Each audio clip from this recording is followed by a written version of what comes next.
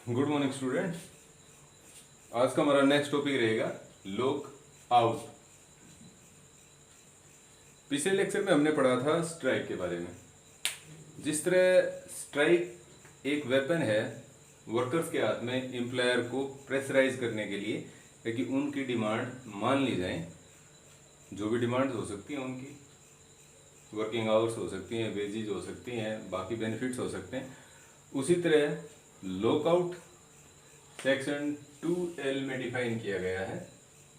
Lockout का जो mechanism है वो एम्प्लॉयर के हाथ में एक शील्ड का काम करता है। ठीक है, वो एक ढाल है। अगर स्ट्राइक तलवार है तो लॉकआउट एक ढाल है, और इसको सेक्शन 2L में डिफाइन किया गया है। इसके अंदर क्या है कि एम्प्लॉयर जब ज़्यादा प्रेशर में होगा तो उसको भी कुछ प्रेशर के मैकेनिज्म यूज करने पड़ेंगे। तो उनमें से एक इनके पास आता है लॉकआउट। लॉकआउट को सेक्शन 12 में डिफाइन किया गया है। उसमें क्या है, फर्स्ट है temporary closing place of employment. ठीक है, इसका मीनिंग है कि जो प्लेस ऑफ एम्प्लॉयमेंट है, स्ट्राइक में हमने इंडस्ट्री का गेट बंद कर दिया, मान लो हमने यूनिट में काम करना बंद कर दिया। उसी तरह एम्प्लॉयर कर सकते हैं कि जिस यूनिट में स्ट्राइक हुई है या जिस यूनिट में रूल पॉलिसी जो है उनके हिसाब से काम नहीं हो रहा था, उन केस में एम्प्लॉयर के पास पावर है, वो उस यूनिट को बंद कर सकते हैं। टेम्परेरी क्लोजिंग है, परमानेंट नहीं है। टेम्परेरी क्लोजिंग मतलब कुछ पार्ट टाइम के लिए, जब तक कि लेबर क्लास नेगोशिएशन की टेबल पे नहीं आ जाती तब तक के लिए वो है। फिर उसके बाद सेकंड है सस्पेंशन ऑफ वर्क। ठीक है, लॉकआउट का पर्पज क्या है, सस्पेंशन ऑफ वर्क। कुछ काम के कुछ टाइम के लिए जो काम है उसको सस्पेंड किया गया है, टर्मिनेट नहीं किया गया है, उसको सस्पेंड करना है। थर्ड है इसमें refusal by employer to employ any number of person. Strike के केस में वर्कर्स काम करने से मना करते थे। दूसरा फिर लॉकआउट के केस में इसका रिवर्स है, यहाँ पे एम्प्लॉयर अपने एम्प्लॉयज को काम पे रखने से मना कर रहा है। वो सिलेक्टेड पर्सन हो सकते हैं, वो एक भी हो सकता है और ज़्यादा भी हो सकते हैं, वो उनकी चॉइस है। किन लोगों से उनको काम नहीं लेना है वो उन पर डिपेंड करता है। उसके बाद है undertaking falls under the definition of industry. जिस इंडस्ट्री में ये जो टेम्परेरी क्लोजिंग हुई है वो अंडरटेकिंग इंडस्ट्री की डेफिनेशन के अंडर कवर होनी चाहिए। इंडस्ट्री की डेफिनेशन में आएगा तभी ये लॉकआउट माना जाएगा, वरना लॉकआउट नहीं माना जाएगा। उसको डिफाइन किया गया है सेक्शन 2J में।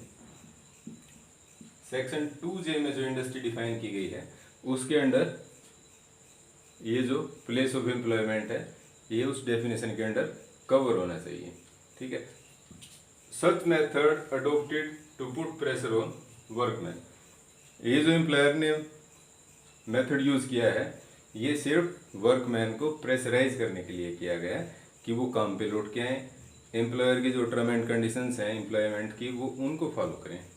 ठीक है, तो ये सब किसके लिए हुआ, सिर्फ वर्कमैन को प्रेशराइज करने के लिए किया गया सब कुछ है।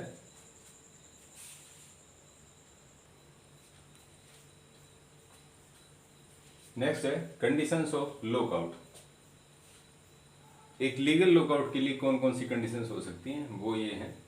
फर्स्ट है no lockout in public utility services in breach of contract. जो पब्लिक यूटिलिटी सर्विसेज जो गवर्नमेंट ने डिक्लेयर कर रखी हैं, वो चाहे पब्लिक सेक्टर की हो चाहे प्राइवेट सेक्टर की हो, उन सब में लॉकआउट नहीं हो सकता। उसके कुछ कंडीशंस हैं। फर्स्ट है 6 वीक नोटिस। एम्प्लॉयर को 6 वीक का नोटिस देना पड़ेगा वर्कर्स को कि ये लॉकआउट हो सकता है। फिर 6 वीक होने के बाद 14 डेज नोटिस। ठीक है, जब भी लॉकआउट होगा उससे पहले हमें 14 डेज का नोटिस एम्प्लॉयर को देना पड़ेगा। फिर थर्ड है before the date of lockout. जो एक स्पेसिफिक डेट दी गई है लॉकआउट की, उस डेट से पहले हम लॉकआउट नहीं कर सकते, उसके बाद में कर सकते हैं। डी है कंसिलिएशन प्रोसीडिंग। अगर एम्प्लॉयर और एम्प्लॉयज के बीच में, वर्कमैन के बीच में कंसिलिएशन प्रोसीडिंग चल रही है किसी भी लेवल पे, जब तक ये कंसिलिएशन प्रोसीडिंग चलेंगी तब तक लॉकआउट नहीं हो सकता।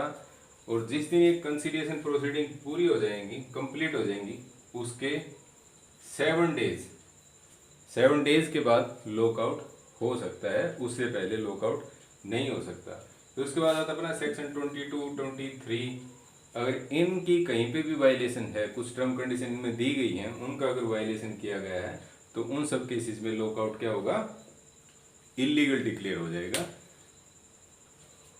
ट्रेड डिस्प्यूट एक्ट के अंडर, तो उसको इलीगल डिक्लेयर कर सकते हैं। नेक्स्ट हमारा स्ट्राइक एंड लॉकआउट के बीच में डिफरेंस। ये स्ट्राइक, ये लॉकआउट। जो स्ट्राइक की कॉल है वो नॉर्मली कौन करते हैं, वर्कमैन, ठीक है। ये कर्सिव मैकेनिज्म यूज करते हैं वर्कमैन, और जो लॉकआउट को यूज करते हैं वो है एम्प्लॉयर। एम्प्लॉयर कर सकते हैं लॉकआउट, वर्कमैन नहीं कर सकते, वर्कमैन सिर्फ स्ट्राइक कर सकते हैं। दूसरा है, जो स्ट्राइक है वो वेपन है किसके हाथ में, वर्कमैन के हाथ में, कि एम्प्लॉयर को प्रेशराइज करना कि वो उनकी डिमांड मान ले। दूसरी ओर जो लॉकआउट है वो वेपन है किसके हाथ में, स्ट्राइक, इसके एम्प्लॉयर के हाथ में एक वो वेपन है जिसका पर्पस क्या है, टू डिस्करेज स्ट्राइक। भाई एम्प्लॉयर को स्ट्राइक को डिस्करेज करना है कि लोग स्ट्राइक ना करें, स्ट्राइक तोड़ें, क्योंकि अगर वो लॉकआउट करेगा, कितने ही वर्कर्स को काम देने से मना कर सकता है, तो वो प्रेशर बनाएगा कहीं ना कहीं पे। तो उस प्रेशर को मेंटेन करने के लिए लॉकआउट वो कर सकते हैं कि वर्कर स्ट्राइक पे न जाए, ठीक है। स्ट्राइक में वर्कमैन रिफ्यूजेस टू वर्क, जो काम करने से मना किया गया है वो वर्कर ने मना किया है। एम्प्लॉयर यहाँ पे काम देने को तैयार है, काम दे भी रहा है, लेकिन फिर भी वर्कर काम नहीं कर रहे।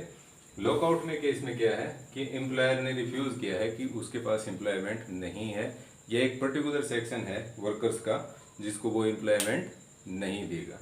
ये दोनों के बीच में डिफरेंस है, और डिटेल में इनका स्टडी मटेरियल नीचे डिस्क्रिप्शन बॉक्स में एक लिंक है, वहाँ से आप इसमें डिटेल में पढ़ सकते हो।